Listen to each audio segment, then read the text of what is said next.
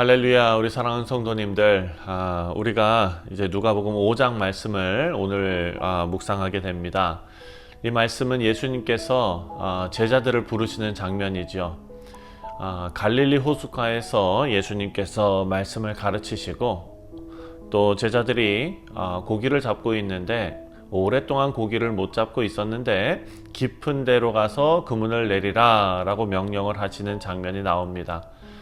베드로는 처음에는 망설였지요. 하지만 예수님 말씀에 순종하고 그리고 그 엄청난 결과를, 기적을 경험하게 됩니다. 자, 우리 이 말씀 통해서 하나님 말씀 신뢰하고 순종할 때 어떤 일이 벌어지는가, 우리 인생이 어떻게 변하게 되는가, 이것은 어떤 기적의 그런 사건을 기록한 것이 아니라 사람들을 주님의 제자로 부르시고 삶의 방향을 바꾸시는 사건이다라는 것을 우리가 알 수 있습니다. 오늘 이 말씀 우리가 묵상하면서 예수님 부르심 앞에 우리 믿음으로 반응하는 우리 모두가 되기를 주님의 이름으로 축원드립니다. 먼저 1절 말씀을 보면 무리가 몰려와서 하나님의 말씀을 들을새 예수는 게네사렛 호숫가에 서서. 자, 말씀을 사모하는 사람들이 많이 있었습니다. 예수님께서 게네사렛 호숫가, 이것은 갈릴리 바다죠. 갈릴리 호숫가에서 하나님의 말씀을 전하실 때 많은 사람들이 몰려들었다라고 기록하고 있습니다. 예수님의 말씀은 사람들의 마음을 사로잡았고 많은 사람들이 예수님의 가르침을 듣고자 했습니다. 3절을 보니까 예수께서 한 배에 오르시니 그 배는 시몬의 배라. 육지에서 조금 떼기를 청하시고 앉으사 배에서 무리를 가르치시더니. 베드로의 배에서 예수님께서 설교하십니다. 예수님은 많은 사람들에게 말씀 전하기 위해서 베드로의 배에 올라가셨습니다. 베드로에게는 중요한 영적 경험을 정말 얻을 수 있는 그런 기회였고 또 하나님의 계획이었습니다. 사랑하는 성도님들, 예수님은 우리의 삶의 작은 것이라도 사용하시면서 그것을 통해서 하나님의 큰 역사를 이루어 가십니다. 하나님 말씀을 사모하는 자가 예수님의 말씀을 듣기 위해 모여든 무리들처럼 우리도 말씀 사모하며 또한 하나님께 쓰임받고 우리의 일상과 삶 속에서 예수님께서 우리를 사용해 주시는 그런 은혜가 있기를 바랍니다. 4절 말씀을 보면은요, 말씀을 마치시고 시몬에게 이르시되 깊은 데로 가서 그물을 내려 고기를 잡으라. 예수님께서 도전하십니다. 깊은 데로 가라. 우리가 잘 아는 대로 시몬 베드로는 그 지역에서 어부로서 잔뼈가 굵은 사람이죠. 예수님은 오랜 시간 동안 그 물고기를 잡지 못했던 베드로에게 깊은 데로 가서 그물을 내리라 라고 명령합니다. 베드로는 경험이 많고 또 자신의 경험상으로는 그 일이 불가능하다는 것을 알고 있었지만 예수님의 말씀을 듣고 순종합니다. 5절 말씀을 보니까 시몬이 대답하여 이르되 선생님, 우리들이 밤이 새도록 수고하였으되 잡은 것이 없지만은 말씀에 의지하여 내가 그물을 내리리이다. 순종하는 것이죠. 베드로는 자신의 경험 그리고 지식 이런 거 다 내려놓고 예수님 말씀에 순종하고 예수님 말씀을 믿습니다.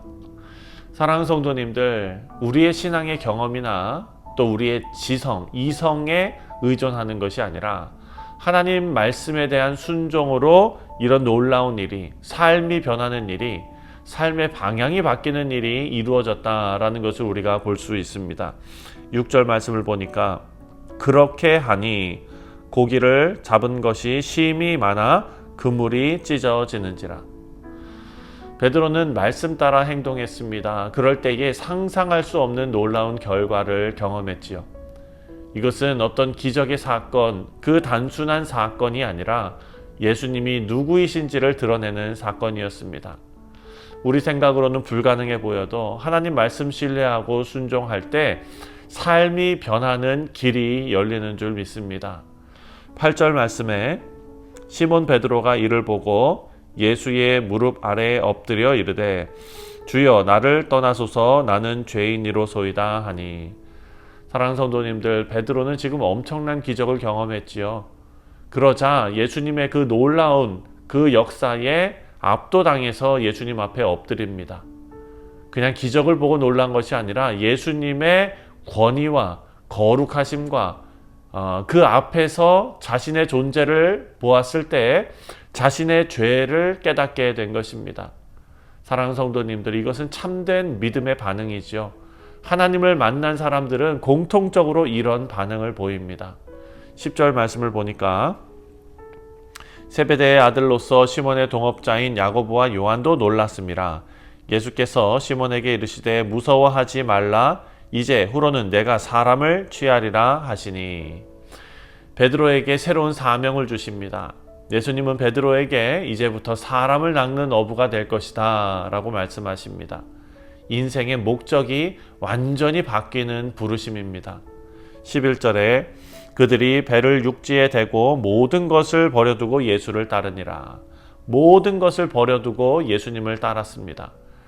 베드로와 다른 제자들은 배와 그물을, 생업을 다 내려놓고 예수님을 쫓았습니다. 삶 전체를 변화시키는 헌신이었죠. 예수님은 우리를 부르시고 새로운 삶을 주십니다. 예수님 만나면 삶이 변화를 받습니다. 우리는 우리 자신 욕심 다 내려놓고 하나님 부르심에 응답해야 될 줄 믿습니다. 사랑하는 성도님들, 오늘의 말씀을 통해서 예수님께서 제자들을 부르시는 그 장면에서 예수님께서 우리를 부르시는 장면이 오버랩 되어야 할 것입니다. 예수님의 부르심 앞에 믿음으로 반응하는 우리 모두 되시기를 바랍니다. 이 짧은 내용에서도 우리는 중요한 영적 교훈들을 배웠습니다. 첫 번째는 하나님의 말씀을 사모하는 자가 되어야 합니다. 예수님 앞에 모인 수많은 사람들, 하나님의 말씀을 그들의 마음에 받고 베드로와 제자들뿐만 아니라 그 인생이 변화된 사람들이 많이 있었을 것입니다. 하나님의 말씀을 사모하는 우리 모두 되시기를 바랍니다. 두 번째로 우리의 생각과 경험이 아니라 우리의 이성이 아니라 지성이 아니라 하나님의 말씀을 신뢰하고 순종해야 한다라는 것이죠. 베드로는 어부로 잔뼈가 굵었지만 주님 말씀에 순종했을 때 기적을 경험하고 또한 삶의 방향이 바뀌어지는 놀라운 일을 경험했습니다. 세 번째로 순종할 때 하나님의 기적을 경험할 수 있습니다. 베드로가 순종하지 않았더라면 이런 기적을 경험할 수 없었을 것입니다. 마지막으로 예수님 만나면 우리 모두의 삶의 방향이 완전히 바뀐다라는 것을 말씀을 통해 깨달을 수 있었습니다. 사랑하는 성도님들, 오늘 이 아침에 말씀을 통하여 예수님께서 우리에게 도전하십니다. 깊은 데로 가라 라고 말씀하십니다.